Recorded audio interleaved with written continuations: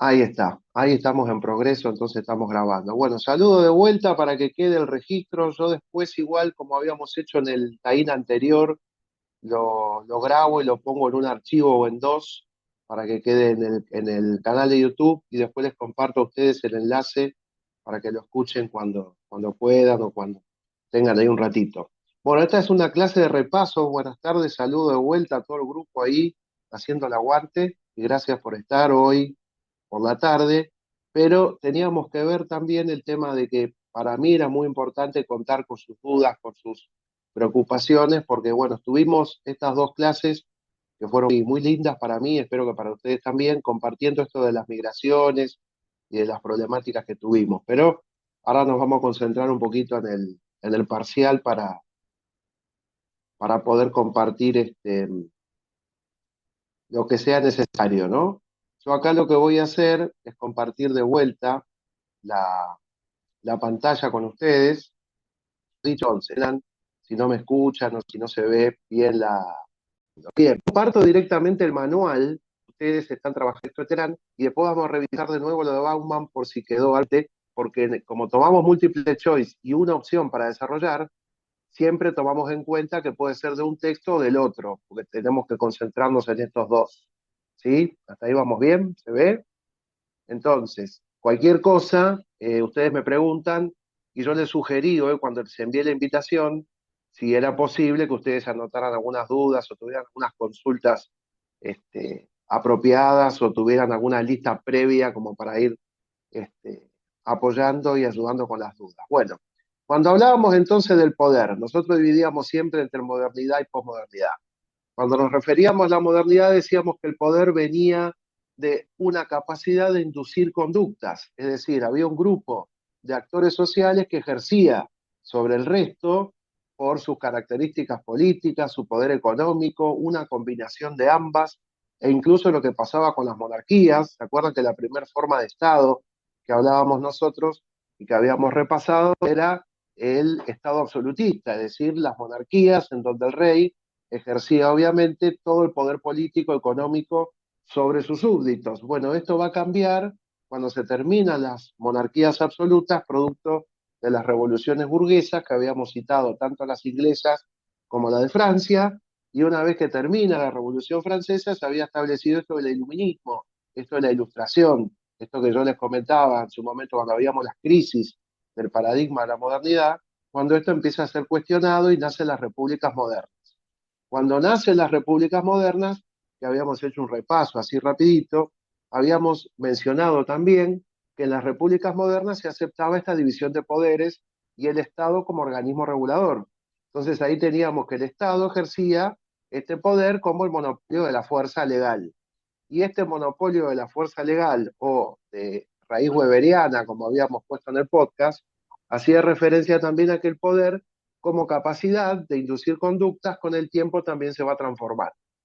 La modernidad entonces como paradigma, ¿se acuerdan de esto de que no aceptaba verdades a medias, esto de que buscaba el bienestar colectivo, esto que buscaba, digamos, la certeza de que las cosas podían tener un progreso a partir del trabajo y a partir de la evolución que esto tenía? Habíamos dicho también que la modernidad entra en cuestión y entra en crisis producto de todos estos cambios a partir de las guerras, a partir de los conflictos con la libra esterlina, a partir de la crisis del petróleo, a partir de la crisis del estado de bienestar, todo lo que ustedes habían estudiado para el primer cuatrimestre. ¿Por qué analizábamos entonces el poder? Porque era fundamental para entender cómo funcionaba el esquema de una sociedad, quién tiene el poder, cómo lo otorgamos, quién lo detenta, cómo se obtiene. Y estas cuestiones fueron modificándose a medida que el paradigma de la modernidad también entra en crisis e iniciamos con esto de la posmodernidad. ¿Se acuerdan que antes estábamos apoyados con la cuestión de la modernidad y después con la posmodernidad cambia el deseo? ¿Se acuerdan que antes era la razón y después cambió el deseo? A partir de la propuesta del deseo, de esta sociedad hedonista, individualista, en donde las problemáticas se individualizan y no se toman como algo colectivo, sino que hablamos de los pobres y no hablamos de la pobreza como problema, repasando un poquito este análisis que hacemos del mundo contemporáneo, y llegábamos al poder como un atributo. Recuerden que no era más un proceso.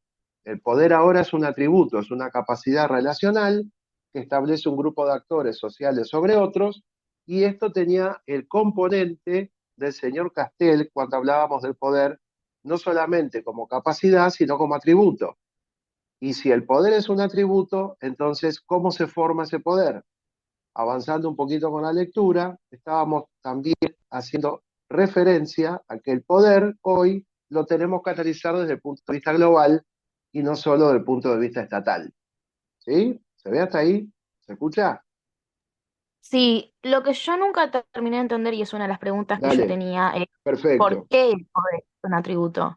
Entiendo Claro, esto que habíamos hablado de que podía ser interno, pero que también es externo, no solamente como vamos, presidente sí, de población, pero no claro. entiendo la parte de atributo. Vamos a repasar un poquito eso entonces. Cuando hablamos de capacidad relacional, si yo digo que el presidente tiene un atributo, o el intendente, o el gobernador, o el que tenga el cargo, a ver si se entiende hasta ahí, el poder entonces lo tiene esa persona porque alguien se lo otorga, no porque lo tenga en sí mismo, como antes lo tenían las monarquías. ¿Se acuerdan que yo les decía, en la antigüedad y durante los primeros momentos de la posmodernidad, Diferencia. el poder era heredado, era por el derecho de sangre? ¿Se acuerdan que poníamos Ah, ejemplos que decía si Faustina era la hija del rey, seguramente cuando el rey no estuviese, Faustina iba a heredar el trono? Y eso estaba, ok. ¿se ve? Y eso estaba aceptado, porque todos sabíamos que Faustina era la hija del rey. Entonces se suponía Sí, que cuando el rey no estuviera, la que iba a detener el poder era Faustina. ¿Se acuerdan que poníamos el ejemplo en clase? Ahora, esta cuestión con la crisis del paradigma de la modernidad y con la finalización de las monarquías, si bien ahora hay monarquías, pero son parlamentarias, ya el rey no tiene más el poder absoluto sobre el Estado, sino que existe el Estado como organismo que controla las voluntades generales, pero nosotros no tenemos el poder, sino que elegimos a representantes. ¿Se acuerdan que hablábamos de las formas representativas que tienen las repúblicas modernas, ¿no? Nuestra forma de gobierno es representativa, republicana y federal. Entonces el poder está en la soberanía del pueblo, como habíamos charlado en clase, pero no lo tenemos nosotros, sino que lo tienen los representantes a partir de la voluntad popular. Nosotros elegimos y ellos después nos representan y son los que ejercen el poder. ¿Hasta ahí vamos? sí, sí, me había mareado un poco con el hecho de las naciones modernas, pensé que eso Sí, formaba parte de la modernidad también, y entonces es como que se claro. me hizo un tete. No, no, vuelvo las veces que necesiten, no hay problema. El tema era para que ustedes entiendan la conexión entre la modernidad y la posmodernidad con respecto al poder, ¿no? Porque es un atributo, hablábamos recién, y no una capacidad. Antes la tenían determinadas personas y ahora eso hay que atribuirlo, hay que otorgárselo a alguien. ¿Y cómo lo otorgamos? En Bien, nuestro caso, bueno, a través de los votos, ¿no? A través del poder que se le otorga por voluntad popular al político que tiene más votos que ser elegido como representante. genial, ¿Sí? gracias. No, por favor, estamos para eso. Profe, Lo pero que entonces, necesiten, perdón, dime, sí, te escucho. que entonces cuando hablamos del poder como atributo, sí podemos analizarlo desde la modernidad, porque tenemos este ejemplo claro, ¿no? O sea, Sí, pero sigue siendo, o sea, en este punto entonces no es considerado una capacidad relacional, no necesariamente, esto va más en con la, la posmodernidad. sí, en la modernidad Ok, sí, ya en la posmodernidad ya hablamos de esta capacidad relacional, ¿sí? Ahora vamos camino a exacto. eso, Sí, porque tengo miedo que en el a multiple estos choice quede cambios. como medio en Sí, sí, sí, duda, sí. ¿no? Porque tal cual. No, No, pero no, no, me mareé yo. Profe, yo estoy sí, ahora, me estoy mareada, porque dale, usted acaba de decir de la modernidad, ¿no? Que el poder sí, era, bueno, es una capacidad de inducir a un sí, grupo o a grupos, ¿no? En diferentes, conductas, sí, claro, exacto. Pero después hablo de la modernidad, que es poder sí, también como del poder, pero como atributo. Entonces, ¿cómo sería? ¿El poder en la modernidad no es un sí. atributo? O sea, Va camino a ser O sea, un para mí, atributo. la pregunta, claro, o sí, sea Ah, que en la es una, modernidad es claro. el poder de Sí, inducir al otro y después sí, en la posmodernidad va camino de del... hacer una capacidad relacional. Bien, Ok, listo, ahí está. entonces si en el parcial nos pregunta, en la modernidad, ¿el sí, poder es un atributo? Sería falso, porque todavía no. Todavía no, va camino a eso. Ah, ok, ¿Está bien? ok. ¿A partir de cuándo entonces? ¿Se acuerdan cuando entra en crisis el estado de bienestar, el modelo soviético, por el tema de la Primera, la Segunda Guerra Mundial? Cuando todo el paradigma, ¿se acuerdan que nos dejaba sin soporte cultural? ¿Se acuerdan de esa parte? Que Sí, sí, sí, sí. necesariamente necesitamos cambiar el paradigma para volver a entender cómo funcionan estas cosas. Bueno, ahí el poder también se transforma. Es que con la consolidación de los estados y esta crisis, Sí, eh, ahí vemos la que el me- poder es dinámico, ¿no? Que circula, que eso exacto. también lo habíamos hablado en otras Sí, materias. Entonces, sí. eh, pasa a ser el Estado el que tiene el poder a través de sus representantes elegidos por el pueblo. O sea, así Sí, sería más o menos armado. hasta ahí vamos bien, pero siempre Ok, en función de entender que el poder después lo tenemos que ver de un punto de vista global. ok, ¿Sí? exacto. Por ahora lo que estamos aclarando es el poder visto desde el Estado como este organismo que controla a las personas que vivimos dentro de esa nación. Ok. ¿Está? ¿Estamos bien? Así Sí, sí. no se confunden. Bueno, entonces, con la soberanía, con la voluntad popular, con la división del poder ejecutivo, legislativo, judicial, como conocemos todos, tenemos al poder dentro de esta primera parte, dentro de la modernidad, cuando se establecen las repúblicas, el Estado-Nación, etcétera, y aparece una primera división con la posmodernidad, cuando la modernidad entra en crisis, y nosotros decíamos que era el poder.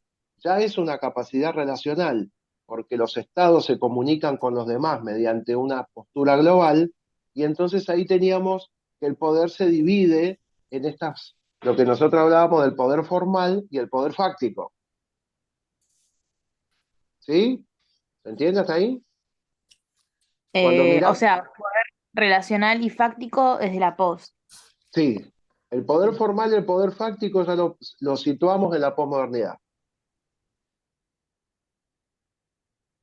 ¿Bien? Ok, sí. Entonces, nosotros decíamos, el poder formal es el que conocemos nosotros dentro del Estado-Nación, el que tiene presidente, el que tiene intendente, el que tiene gobernador, diputados, senadores, cómo dividimos la sociedad internamente. El poder institucional es el poder formal, el que nosotros elegimos y el que nosotros decidimos por voluntad popular dárselo a estos representantes.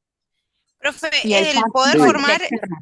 sí, perdón, escucho. el poder formal es el que usted dijo que es el que se basaba en las leyes y en los, digamos, Sí, en los poderes. en las instituciones y en la división de los poderes que tiene la República moderna. Ok. Y En el cambio, fáctico es el externo. sí, el fáctico es el externo, el fáctico es el que tienen, que es más difuso, el fáctico es el que se ve a nivel global con las pirámides que vamos a analizar ahora en un ratito. Eso, profe, las pirámides también las toma, las distintas La pirámides, porque, sociedad, sí, la sociedad dual y la sociedad, sí, ok, porque A hay ver, una que no profe, me acuerdo perdone. si llegamos a ver, sí, una que dijo que era tipo reloj de arena, esa no la sí, llegamos a ver. ahora adelanto y lo Profe, vemos. una consulta. A ver, sigo Dale, con el tema del poder para, dale, para ya engancharlo. O sea, el poder sí, formal es lo que se elige democráticamente, mientras el fáctico no. el fáctico no, el fáctico lo Ahí decide está, la listo. pirámide del poder global. Listos, listo, listo. Ya Ahí está. está, perfecto. Bueno, entonces decíamos entonces, una vez que entendemos esta división del poder formal y del poder fáctico, que seguro va a estar entre parcial, ¿qué hacemos entonces? Entendemos que el poder ya es una capacidad relacional, pero esto es también, como dice Castel, una construcción de significados. ¿Y dónde se construían esos significados? En la mente de los ciudadanos. ¿Sí? Entonces, Sí. si entendemos que el poder ahora es visto como formal y como fáctico, y que construye significados en la mente de los ciudadanos, uno se va a preguntar, o ustedes se preguntarán, o nos hemos preguntado, incluso todos en clase también, quiénes son, cuál es el nexo para construir esto en la mente de los ciudadanos. Entonces habíamos puesto ahí los medios masivos de comunicación, a partir de la construcción de significado, cómo se construye el poder de una persona para que después tenga estas capacidades. ¿Se acuerdan que el poder ya no es más otorgado, sino que el Por poder las redes se sociales y eso. construye, exacto. Entonces hoy utilizan las redes sociales, los canales de televisión, los grandes grupos de poder que son los que establecen los medios de comunicación y cómo se forma opinión, cómo se construye esto de la persona que después puede otorgar o no el poder. Lo que ven ustedes cada vez que hay una elección, que aparece todo el tiempo, los candidatos, que aparece un bombardeo mediático de qué es lo que ofrece cada candidato, qué plataforma, cuál es la boleta, quiénes son los candidatos, bueno, a quiénes se encargan de difundir todas estas cosas, los medios de comunicación. Por eso hablamos de que además de una capacidad relacional, es una construcción de significados que se las personas. ¿Sí?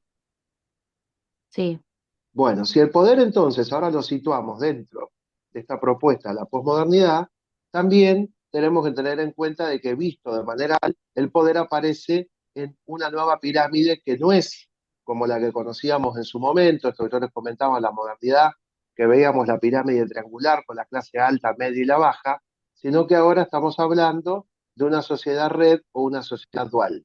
Entonces yo avanzo un poquito en el apunte y acá está la pirámide del poder global, la de Hart y Negri, ¿se acuerdan?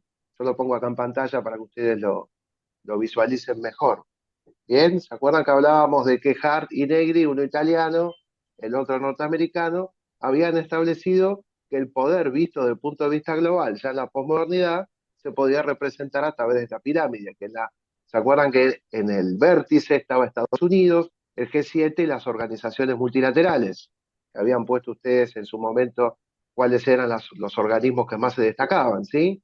Después en el segundo sí, escalón estaban estas empresas transnacionales y estas políticas económicas, y en el último escalón, ahí están ahora, en esta pirámide vista desde el punto de vista global, esto es la representación sociopolítica de los estados. ¿Esto qué es? En la última parte de esta pirámide estaría el poder formal, que es el que hablábamos recién, que es el que representa las instituciones.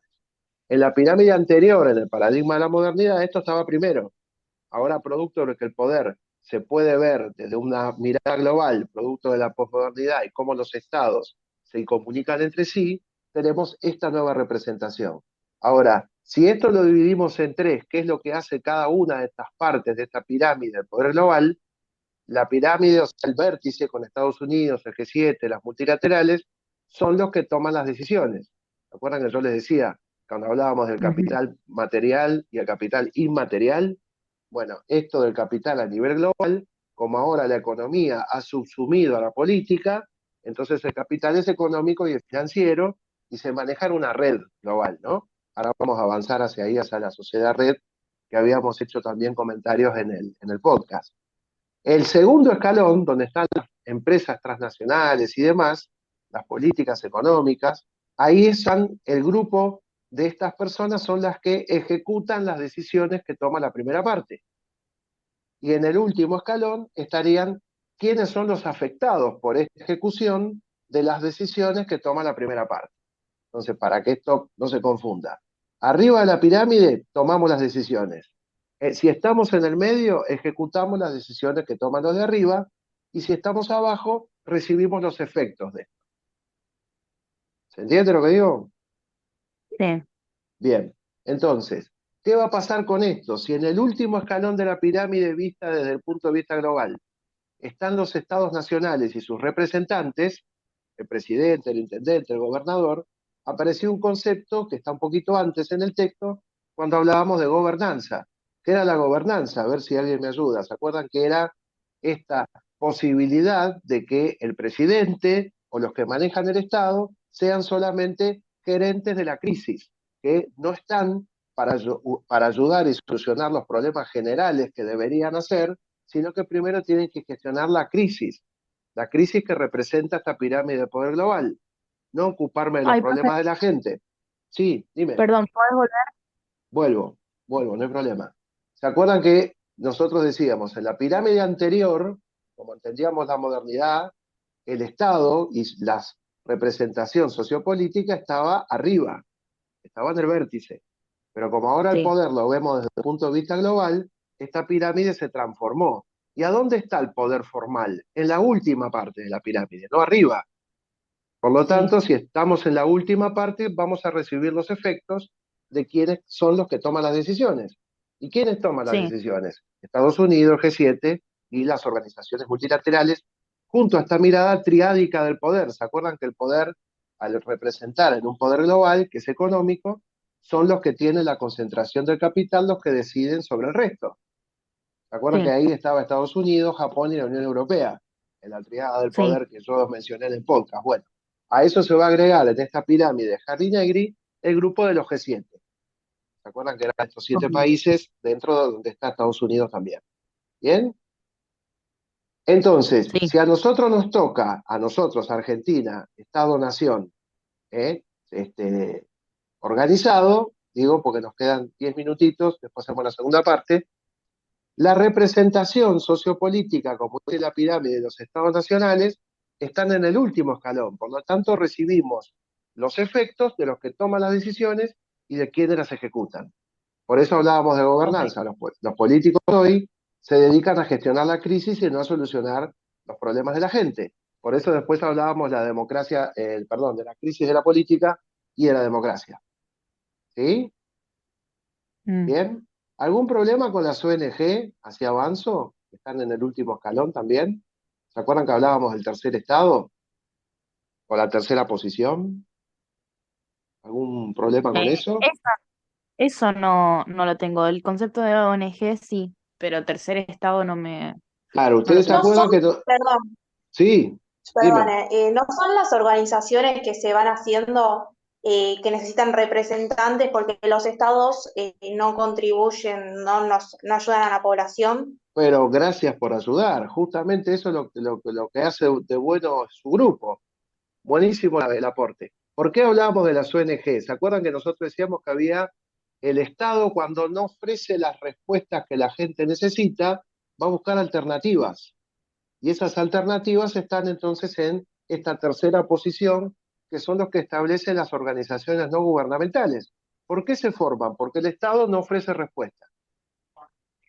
Entonces se forma una nueva organización, por eso hablábamos de esta tercer estado, tercera posición. ¿Sí? Para entender el Ok, poder, yo avanzo un poquito acá con el texto. ¿Se acuerdan que estaba Mulgan para entender el poder en la posmodernidad? Yo lo pongo ahí en pantalla. ¿Se acuerdan que Mulgan decía que para basar el poder hoy teníamos no solamente el uso de la violencia, sino también el dinero y la confianza? ¿Se acuerdan de esa parte que lo habíamos remarcado varias veces? ¿Sí? mm, Entonces, la sí, ciudadanía, sostiene Terán, se somete al poder por la imposición de la fuerza y el control del Estado, u obedece a políticas solo si logra un beneficio económico por ello, o si es amenazada de perderlo. ¿Qué nos quiere decir con sí, esto? Que el poder hoy es mucho más económico que político. ¿Se entiende hasta acá? sí, Por eso dice que cuando entendemos a Castel con esto de la capacidad relacional, Castel ahí sostiene que es una relación entre los factores de poder. ¿Quiénes establecen los factores de poder? ¿Quiénes son los que los llevan adelante? Recuerden esta pirámide de poder global. Los que deciden, los que ejecutan, y en el final estamos nosotros, y cuáles son esos efectos. ¿Sí? sí, Bien, entonces el poder hoy lo tenemos que entender también como una red. Y ahí yo remarco a partir de la página 75, el poder en red es el que ejercen unos nodos sobre otros nodos dentro de la red. Por eso hablábamos de la relación. ¿Sí? Es una red, por eso es una capacidad relacional. Acá avanzo, porque se nos va terminando el tiempo de la primera parte. El poder entonces es multidimensional porque se construye dentro de estas redes. Una coincide con la otra, pero la pirámide del poder global, de donde estamos metidos los estados y adentro de los estados están las personas, los que toman las decisiones, los que la ejecutan, después van a generar efectos sobre nosotros. ¿Bien? Estas redes sí, están interconectadas entre sí. Ahora igual, cuando termina el tiempo, hacemos una pausita, después hacemos la segunda parte. Giran en torno al Estado, el sistema político es una red. ¿Se acuerdan que era una red de personas, de actores sociales que ejercían influencia sobre los otros? Por eso tengan en cuenta que el poder se puede ver desde el punto de vista global, con esta pirámide de Hart y Negri, y esto a su vez también traía las crisis del paradigma, a donde el poder también se tuvo que adaptar a esta nueva mirada posmoderna. ¿Sí? No es que ¿se acuerdan que decíamos? No es que la modernidad terminó, sino que se transformó. ¿Bien? Claro, sí, Vamos sí, camino hacia la posmodernidad. Bien. Hay dos conceptos acá que yo los mencioné en el podcast, pero bueno, también para repasarlos hoy, después vamos a volver sobre eso, ahora en la segunda parte, que hablaba esto de la biopolítica y de la psicopolítica. Bien, ahí tengan en cuenta que alguna del choice puede haber también. La biopolítica actúa sobre el cuerpo de las personas, la psicopolítica sobre la mente de las personas. Tomen en cuenta esto, tengan en cuenta ahí página a partir de la 79, 80 por ahí. Fíjense lo que establece acá Terán cuando habla de Chul Han, que era este coreano que yo les comentaba que es muy, muy interesante de ver su análisis. ¿Se acuerdan cuando hablábamos de la Big Data? Que decíamos que las redes sociales las alimentamos nosotros con los datos, que nosotros les damos la sí, información y que a partir de que se obtiene esa información después se genera un poder a nivel global. Por eso las redes, los streaming siempre te están ofreciendo en base a la información que vos das. Si vos terminás de ver una película, después Netflix, por ejemplo, te recomienda y te dice, me parece que te pueden gustar estas cosas. Entonces uno termina, en muchos casos, compartiendo o viendo otro producto que te ofrece la misma plataforma.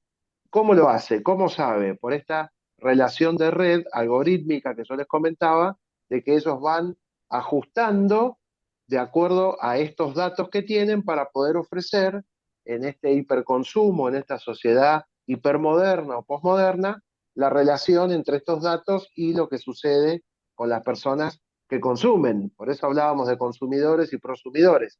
Y ahí la biopolítica es la que entra en juego, es decir, qué cosas tengo que destacar o señalar. ¿Se acuerdan que la realidad es el deseo? Entonces, ¿qué tengo que generar para que esa persona continúe en esta red de consumo que ejerce el poder visto de manera global dentro de la biopolítica? Y fíjense que yo acá destaco una frasecita que, que pone Terán, ¿no?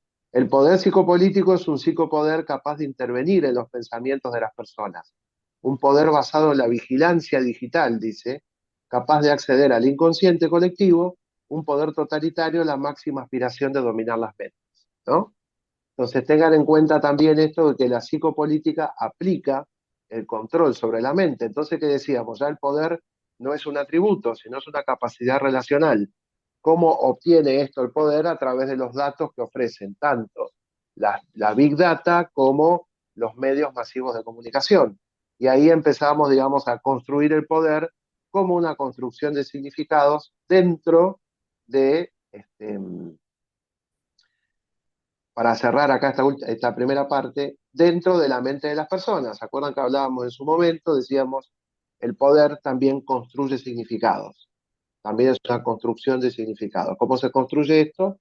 Dentro de la mente de las personas a través de estos mecanismos, ¿no? Ahora después en la segunda parte, que esto ya no sé cuánto nos queda, si ya nos queda un ratito o no, supongo que ya nos quedará poquito. Sí, nos quedan 2 minutos. Entonces decía, que tenía que ver el reloj de acá. El poder entonces, ustedes lo analizan primero de la modernidad. La modernidad después se fue transformando, a partir de que se transforma también el paradigma de la modernidad, que entra en crisis con lo que ustedes ya estudiaron, y además, cuando el poder se transforma en una capacidad, ya eso es no solamente un grupo de personas lo ejerce sobre otro, sino que actúa en relación a cómo construye significado. ¿A dónde se construye ese significado? A partir de los medios de comunicación. Entonces, si yo quiero sí, que convertir a Morena, que ahora está acá acompañándonos, en una figura política, tengo que tener los medios de comunicación preparados para construir de Morena una figura en la que las personas empiecen a visualizar, empiecen a confiar. Entonces ya no me alcanza solamente con la violencia como veíamos antes en el paradigma anterior. Ahora necesito dinero, necesito confianza, necesito medios de comunicación, necesito una propuesta. Por eso yo les comentaba cómo hacemos para entender el poder hoy y por qué es tan importante esto. ¿Quién lo tiene? ¿Cómo funciona como atributo? ¿Cómo es esto de la pirámide del poder global? ¿A dónde está ahora representado el poder formal? ¿Y por qué el poder fáctico tomó todo este significado? Esa es bien. la intención de hoy, ¿sí? Ahora igual Sí. seguro que van a tener preguntas y está buenísimo para poder compartir, porque es como que tenemos en estos espacios de Taín, tenemos más tiempo para enfocarnos. Así que, Igual buenísimo. esto ya esclareció un montón, porque yo ya tenía como que ahí un montón de viste, son varios conceptos. Sí, sí, seguro. Entonces Claro, nada, claro está que bueno. sí. Bueno, esa es la intención de aprovechar también los tiempos de clase, porque yo estoy haciendo, no, siempre lo digo, que el espacio mío no es porque lo compartan conmigo, yo orgulloso, ¿no? Pero es muy interesante que tuviéramos un